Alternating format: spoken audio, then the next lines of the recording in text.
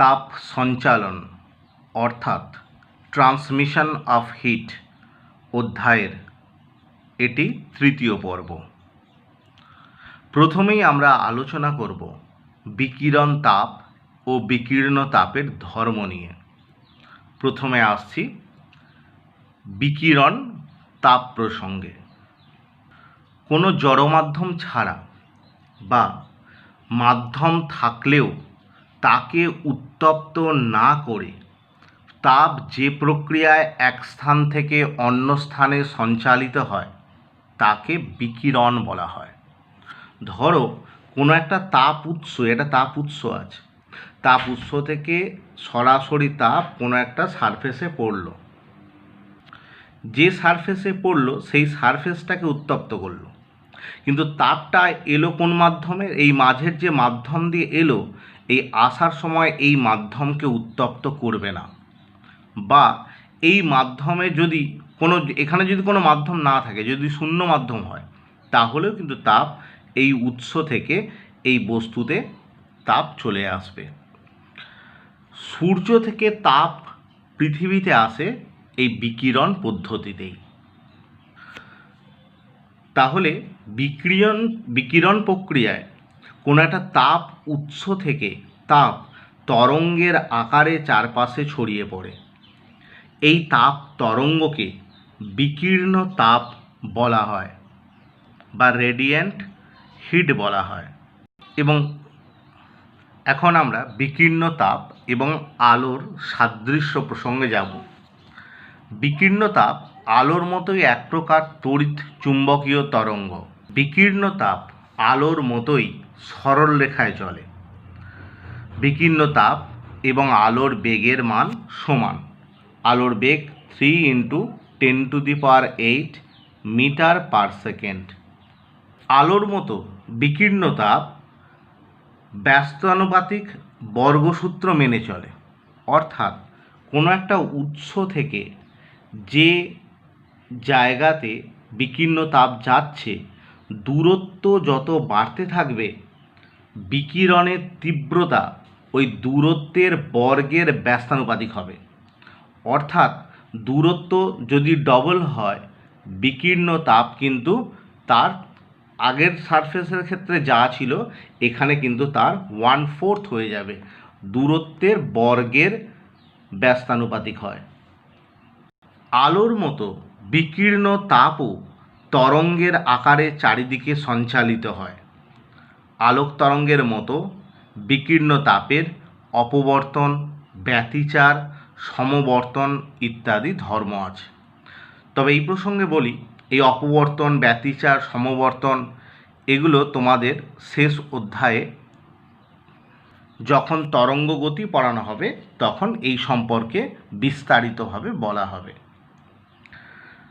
বিকীর্ণ তাপ কোনো মাধ্যমের মধ্য দিয়ে গেলে সেই মাধ্যমকে কখনো উত্তপ্ত করে না। আর বিকীর্ণ তাপ আলোর মতোই কোনো মাধ্যম ছাড়া সঞ্চালিত হতে পারে। বিকীর্ণ তাপ আর আলোর মধ্যে পার্থক্য কী? আলো আমাদের চোখে দেখার অনুভূতি জাগায়, বিকীর্ণ তাপ আমাদের তাপের অনুভূতি দেয়। বিকীর্ণ তাপের তরঙ্গদৈর্ঘ্য আলোর তরঙ্গদৈর্ঘ্য হচ্ছে অনেক বড়। এটা পরে তরঙ্গগতি অধ্যায় হবে। ধরো এই তো তরঙ্গ এইভাবে যায়, এইভাবে তরঙ্গ যখন যাচ্ছে, এই পয়েন্ট আর এই পয়েন্ট, এই দুটোকে বলা হয় সমদশার দুটো পয়েন্ট।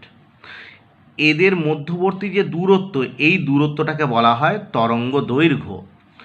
আলোর ক্ষেত্রে এই তরঙ্গ দৈর্ঘ্য যা হবে, বিকীর্ণ তাপের ক্ষেত্রে তরঙ্গ দৈর্ঘ্য তার থেকে অনেক বড় হবে। ধরো আলোর ক্ষেত্রে তরঙ্গ দৈর্ঘ্য এইটা, আর বিকীর্ণ তাপের ক্ষেত্রে তরঙ্গ দৈর্ঘ্য হবে এইটা। অর্থাৎ বিকীর্ণ তাপের তরঙ্গ দৈর্ঘ্য অনেক বড়। ইলেকট্রোম্যাগনেটিক ওয়েভ, তড়িৎ চুম্বকীয় তরঙ্গ বিভিন্ন ধরনের হতে পারে। যেমন দেখো, গামা রশ্মি, এক্স রশ্মি, অতিবেগুনি রশ্মি, দৃশ্যমান আলো, অবলোহিত মানে তাপীয় বিকিরণ যেটা, বেতার তরঙ্গ, এরা প্রত্যেকেই তড়িৎচুম্বকীয় তরঙ্গ। এদের মধ্যে সবথেকে কম তড়িৎচুম্বকীয় তরঙ্গদৈর্ঘ্যের পাল্লা মানে তরঙ্গদৈর্ঘ্যটা সব থেকে কম হলো গামা রশ্মির, যার তরঙ্গদৈর্ঘ্য সব থেকে ছোট। তার থেকে বড় তরঙ্গদৈর্ঘ্য হচ্ছে এক্স রশ্মি, তার থেকে বড় হচ্ছে অতিবেগুনি রশ্মি, তার থেকে বড় হচ্ছে দৃশ্যমান আলো, তার থেকে বড় হচ্ছে তাপীয় বিকিরণ মানে অবলোহিত রশ্মি, তার থেকেও বড় হলো বেতার তরঙ্গ। তড়িৎচুম্বকীয় তরঙ্গের মধ্যে বেতার তরঙ্গের তরঙ্গদৈর্ঘ্য হলো সব থেকে বড় এবং গামা রশ্মির তরঙ্গদৈর্ঘ্য হলো সব থেকে ছোট। চলে আসছি অত্যন্ত গুরুত্বপূর্ণ আলোচনায়, প্রভোস্টের তাপ বিনিময় নীতি। ভালো করে শুনবে এটা। যে কোনো উত্তপ্ত বস্তু তার পারিপার্শ্বে তাপ বিকিরণ করে, আবার তার সঙ্গে সঙ্গে তাপ শোষণও করে। তাহলে কোনো বস্তুর উষ্ণতার হ্রাস বৃদ্ধি নির্ভর করে পারিপার্শ্বের সঙ্গে তার বিকীর্ণ তাপ বিনিময়ের ওপর। এটাই প্রভোস্টের তাপ বিনিময় নীতি নামে পরিচিত। ধরো একটা উত্তপ্ত বস্তু, এ শুধু তাপ বিকিরণ করে তা নয়, পরিবেশ থেকে তাপ শোষণও করে। দেখো, যদি কোনো বস্তু তাপ বিকিরণ করে দেয় তাহলে সে ঠান্ডা হবে, আবার যদি তাপ শোষণ করে তাহলে সে উত্তপ্ত হবে। তাহলে দেখো দুটোই হচ্ছে। তাহলে উত্তপ্ত বস্তুর উষ্ণতা বাড়বে না কমবে? দেখো ভালো করে শুনবে। তাহলে একটা বস্তু তাপ বিকিরণও করছে, শোষণও করছে। যদি দেখা যায় বস্তুটার তাপ বিকিরণের হার তাপ শোষণের থেকে বেশি, অর্থাৎ যতটা তাপ শোষণ করছে তার তুলনায় তাপ বিকিরণটা বেশি করছে, তাহলে বস্তুটা আস্তে আস্তে ঠান্ডা হয়ে যাবে। তার মানে একটা উত্তপ্ত বস্তুকে যদি কোনো পরিবেশে রেখে দিই তাহলে সে যতটা তাপ বিকিরণ করবে তার তুলনায় তাপ শোষণটা কম করবে, ফলে সে আস্তে আস্তে শীতল হবে। আবার দেখো, একটা ঠান্ডা বস্তু যদি কোনো পরিবেশে রাখা হয়, সে তাপ যেমন বিকিরণ করবে তাপ শোষণও করবে। সেই বস্তুটা তাপ বিকিরণ যতটা করবে তার তুলনায় তাপ শোষণটা বেশি করবে, ফলে বস্তুটা আস্তে আস্তে উত্তপ্ত হয়ে যাবে। যদি এমন কোনো বস্তু হয় সেই বস্তুটার বাইরে তাপ যতটা বিকিরণ করছে ঠিক ততটাই তাপ শোষণ করছে, তখন কী হচ্ছে, বস্তুটার উষ্ণতার কোনো পরিবর্তন হবে না। অর্থাৎ কোনো বস্তুর তাপ বিকিরণের হার এবং শোষণের হার যদি একই হয়ে যায়, বস্তুটার উষ্ণতার কোনো পরিবর্তন হবে না। ধরো তুমি একটা জ্বলন্ত উনুনের সামনে দাঁড়িয়েছো, তোমার গরম লাগছে। কেন গরম লাগছে? তুমি যতটা তাপ শোষণ করেছো তার তুলনায় তাপ কম বিকিরণ করছো, তাই তোমার কি লাগছে, এখানে গরম লাগছে। আবার ধরো তুমি কোনো একটা বড় বরফের চাইয়ের সামনে দাঁড়িয়ে আছো, সেক্ষেত্রে তোমার ঠান্ডা লাগে। কেন ঠান্ডা লাগছে?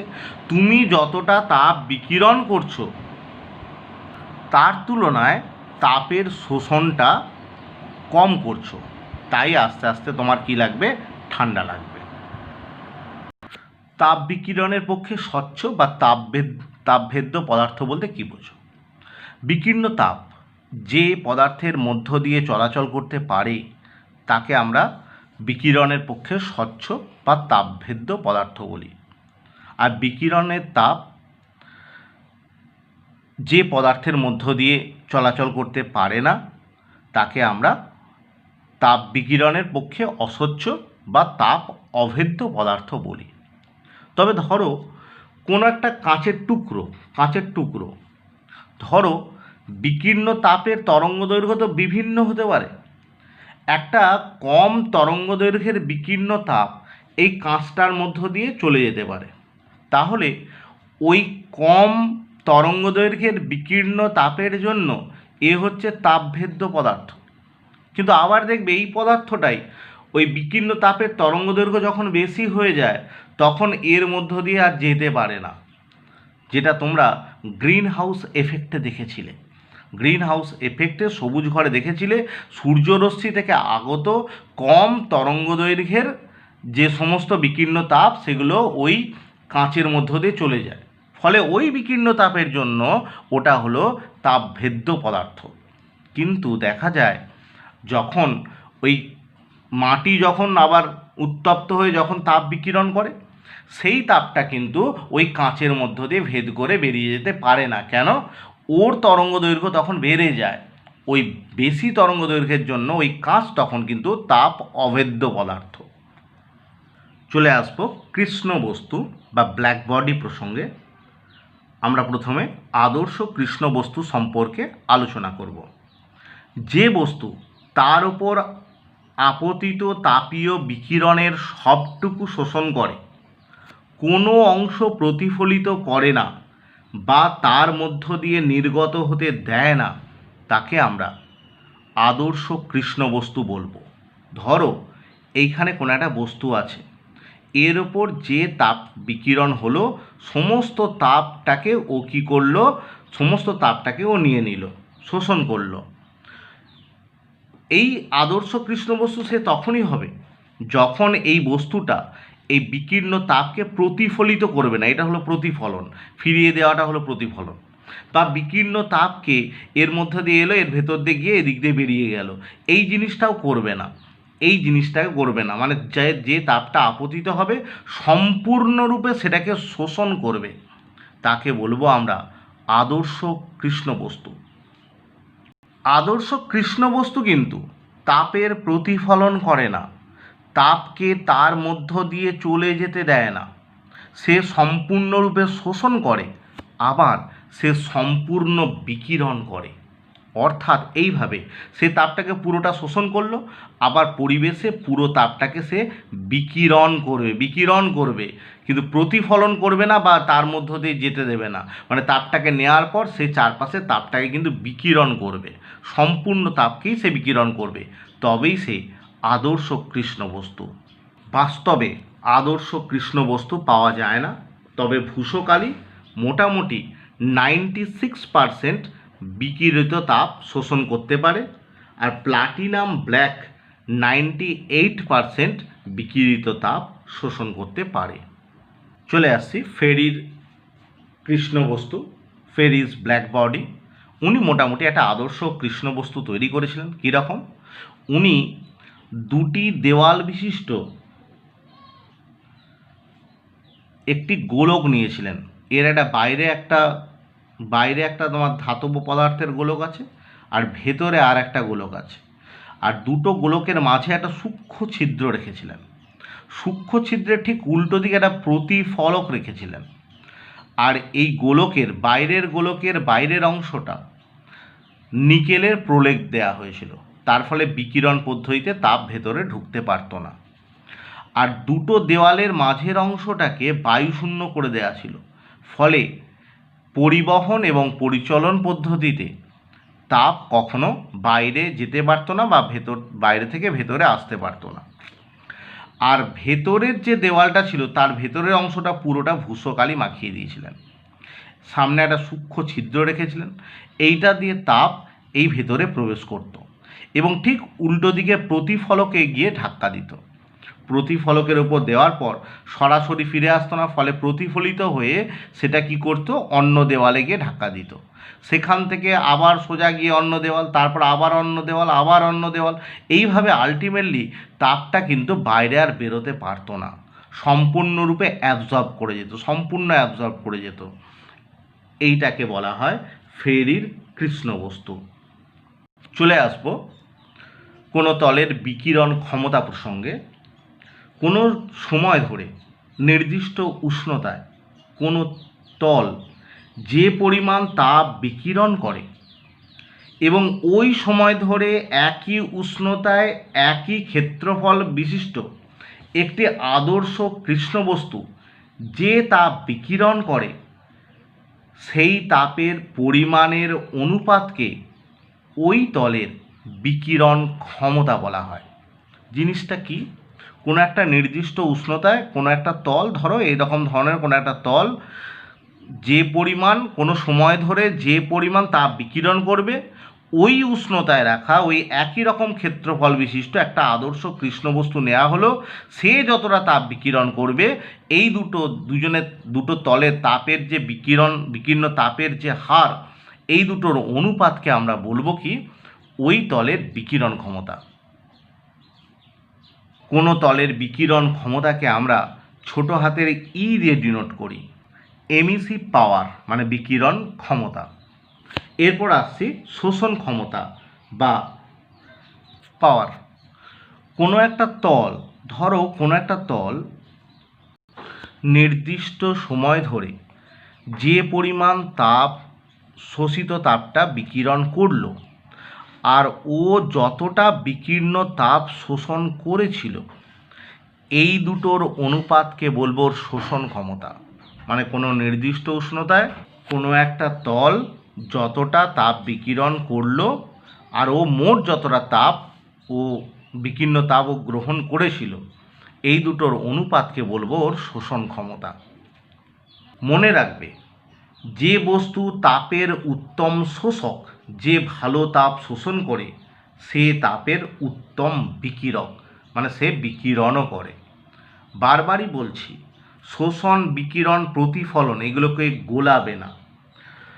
আচ্ছা, আবার এটা বলি, যে বস্তু তাপের মন্দ শোষক, সেই বস্তু তাপের মন্দ বিকিরক। মানে ধরো কোনো একটা তল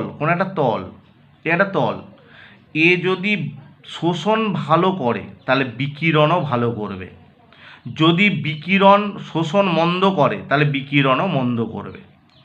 আবার দেখো, এই তলের ওপর কোনো বিকিরিত তরঙ্গ পড়লো, এখানে এ কি করলো, সঙ্গে সঙ্গে এটা ফিরিয়ে দিল, এটা প্রতিফলন হলো। যে উত্তম প্রতিফলক, মানে তাপ পড়লেই সেটাকে ঘুরিয়ে দেবে, যে উত্তম প্রতিফলক সে কিন্তু মন্দ শোষক, মন্দ বিকিরক। আবার যে দেখবে প্রতিফলনটা কম করবে, মানে তাপকে কম ঘুরিয়ে দেবে, সে কিন্তু উত্তম শোষক এবং উত্তম বিকিরক। নেক্সট আসছে কারশফের সূত্র। নির্দিষ্ট উষ্ণতায় সকল বস্তুর বিকিরণ ক্ষমতা এবং শোষণ ক্ষমতার অনুপাত ধ্রুবক, এবং এই অনুপাতটা ওই উষ্ণতার আদর্শ কৃষ্ণ বস্তুর বিকিরণ ক্ষমতার সঙ্গে সমান হয়। অর্থাৎ ধরো টি উষ্ণতায়, ক্যাপিটাল টি উষ্ণতায় কোনো একটা বস্তুর শোষণ ক্ষমতা এ এবং বিকিরণ ক্ষমতা ই হলে, এই বিকিরণ ক্ষমতা এবং শোষণ ক্ষমতার অনুপাত E/A, এই উষ্ণতায় রাখা যে কোনো বস্তুর ক্ষেত্রে এই অনুপাত দুটো ধ্রুবক হবে। যে কোনো ধরনের বস্তু ওই একই উষ্ণতায় রাখতে হবে, এবং এই অনুপাতটা তো ধ্রুবক। এটা কার সঙ্গে সমান হবে? ওই উষ্ণতাতে কোনো আদর্শ কৃষ্ণ বস্তু রাখা হলে তার যে বিকিরণ ক্ষমতা তার সঙ্গে সমান হবে। তাহলে আবার রিপিট করছি, তাহলে একটা নির্দিষ্ট উষ্ণতায় যে কোনো বস্তুর বিকিরণ ক্ষমতা এবং শোষণ ক্ষমতার অনুপাতটা ধ্রুবক, এবং এর মানটা ওই উষ্ণতায় রাখা আদর্শ কৃষ্ণ বস্তুর বিকিরণ ক্ষমতার সঙ্গে সমান হয়। সাদা রঙের বস্তু, সে হলো উত্তম প্রতিফলক, ভালো প্রতিফলক, কিন্তু মন্দ শোষক, মন্দ বিকিরক। কালো রঙের বস্তু, সে কিন্তু মন্দ প্রতিফলক, ভালো প্রতিফলন করে না, কিন্তু উত্তম শোষক, উত্তম বিকিরক। যেমন একটা পরীক্ষার মাধ্যমে বলি, একটা চীনামাটির পাত্র নাও, সেই পাত্রটার অর্ধেকটা তুমি ভূষকালি মাখিয়ে দাও, আর অর্ধেকটা যেমন সাদা সেরকম সাদা থাকবে। একে প্রায় 1000 ডিগ্রি সেন্টিগ্রেড তাপমাত্রা উত্তপ্ত করো, তারপর একটা অন্ধকার ঘরের মধ্যে রেখে দাও।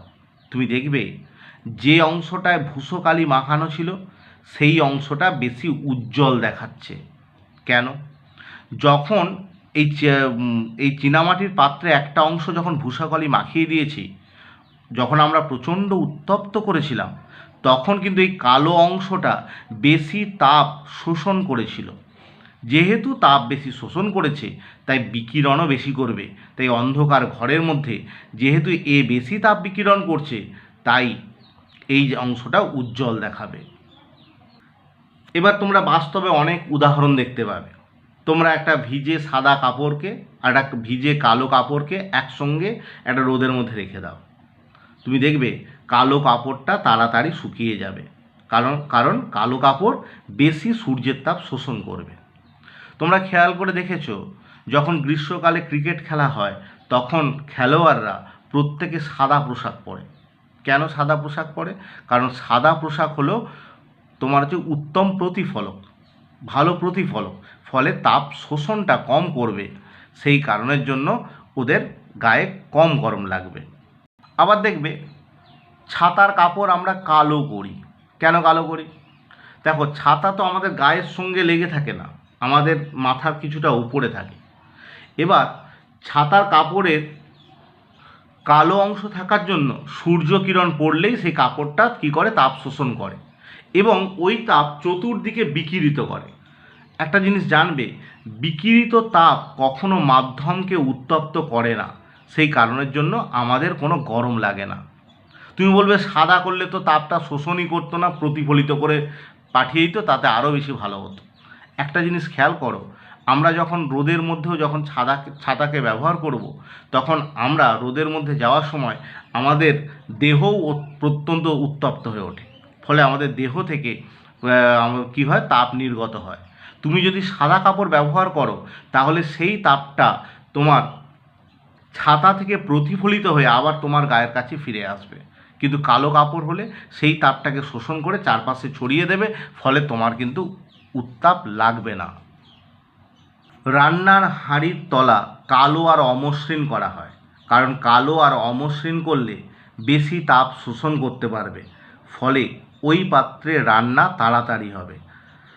আর হাঁড়ির তলা যদি সাদা আর চকচকে করা হয় তাহলে সে বেশি তাপ শোষণ করতে পারে না, ফলে চকচকে তল বেশিরভাগই তাপ প্রতিফলন করে দেয়, তাই রান্না হতে দেরি লাগে। সবুজ ঘর বা গ্রিন হাউস এফেক্ট সম্পর্কে বলি। শীতপ্রধান দেশে যেখানে সূর্যের তাপ অত্যন্ত কম থাকে, সেই সমস্ত অঞ্চলে গাছপালা, সবজি বা ফলকে রাখার জন্য কাঁচ দিয়ে তৈরি ঘর ব্যবহার করা হয়। কীরকম দেখো, মানে এরকম কাঁচের তৈরি একটা কোনো ঘর, এর মধ্যে কোনো বাগান তৈরি করা হয়। সূর্য থেকে যখন তাপ এই কাঁচের মধ্যে পড়ে, সূর্যের তাপের তরঙ্গ দৈর্ঘ্য অত্যন্ত কম, ফলে এই কাঁচের মধ্য দিয়ে ভেতরে প্রবেশ করে। এবার মাটি উত্তপ্ত হয়, উত্তপ্ত হয়ে যে তাপটা বিকিরণ করে তার তরঙ্গ দৈর্ঘ্য কিন্তু এর তুলনায় কম, এর তুলনায় বেশি। সেই কারণের জন্য এই বেশি তরঙ্গ দৈর্ঘ্যটা এই কাঁচ ভেদ করে আর বাইরে যেতে পারে না, ফলে এর মধ্যেই আবদ্ধ থাকে। যখন সূর্যরশ্মি থেকে বিকীর্ণ তাপ আসে তার তরঙ্গদৈর্ঘ্য কম, ফলে এই কাঁচ ভেদ করে সহজে ভেতরে প্রবেশ করে, এবং বিকিরিত তরঙ্গদৈর্ঘ্য বেশি হওয়ার জন্য এই কাঁচ ভেদ করে বাইরে যেতে পারে না, ফলে এই জায়গায় আবদ্ধ থাকে এবং ভেতরটা উত্তপ্ত রাখে। আমাদের বায়ুমণ্ডলেও কিন্তু এই রকম গ্রিন হাউস এফেক্ট তৈরি হয়েছে। দেখো, কতগুলো গ্রিন হাউস গ্যাস আছে, যেমন কার্বন ডাইঅক্সাইড, জলীয় বাষ্প, সিএফসি বা মিথেন। এই সমস্ত গ্যাসগুলো আমাদের বায়ুমণ্ডলের চারপাশে কী করে, একটা আবরণ সৃষ্টি করেছে, ফলে এই আবরণের মধ্য দিয়ে সূর্যরশ্মি বা সূর্যের বিকীর্ণ তাপ প্রবেশ করে চলে আসে। কিন্তু পৃথিবী যখন তাপ বিকিরণ করে তখন তার তরঙ্গদৈর্ঘ্য অনেক বেড়ে যায়, ফলে এই সমস্ত গ্যাস ভেদ করে আর বাইরে যেতে পারে না, ফলে কি হচ্ছে, আমাদের পৃথিবী উত্তপ্ত থাকে। যদি এই সমস্ত গ্যাসগুলো না থাকতো, যদি আবরণ সৃষ্টি না করতো, তাহলে কিন্তু আমাদের পৃথিবীর উষ্ণতা এখন যা বর্তমান উষ্ণতা আছে তার থেকে 30 থেকে 35 ডিগ্রি সেন্টিগ্রেড কমে যেত। তার মানে ভেবে দেখো শীতকালে আমাদের উষ্ণতা কত হতো, ফলে সেটা কিন্তু প্রাণীকুলের থাকার পক্ষে কিন্তু সুখকর হতো না। তাহলে এই গ্রিন হাউস গ্যাসগুলো আছে বলেই আমরা কিন্তু বেঁচে আছি। কিন্তু বর্তমানে গ্রিন হাউস গ্যাসের পরিমাণ এত বেশি বেড়ে গেছে যে আমাদের পৃথিবীর উষ্ণতা ক্রমশ বেড়ে যাচ্ছে, ফলে যতটা উষ্ণতা হলে আমাদের ভালো হতো তার তুলনায় বেশি হয়ে যাচ্ছে। এই ঘটনাটাকে আমরা এনহ্যান্সড গ্রিনহাউস এফেক্ট বলছি। এই অতিরিক্ত উষ্ণতা বৃদ্ধির ফলে আমাদের পানীয় জলের মান খারাপ হয়ে যাবে, সমুদ্রের জলস্তম্ভের উচ্চতা বেড়ে যাবে, ফলে আরও অনেক অংশ স্থলভাগ ওই সমুদ্রের তলায় চলে যাবে, উদ্ভিদ এবং প্রাণীর মৃত্যুর হার বেড়ে যাবে, বনসম্পদ ধ্বংসপ্রাপ্ত হবে। তাই এই গ্রিনহাউস এফেক্টটাকে কন্ট্রোলে রাখা প্রয়োজন।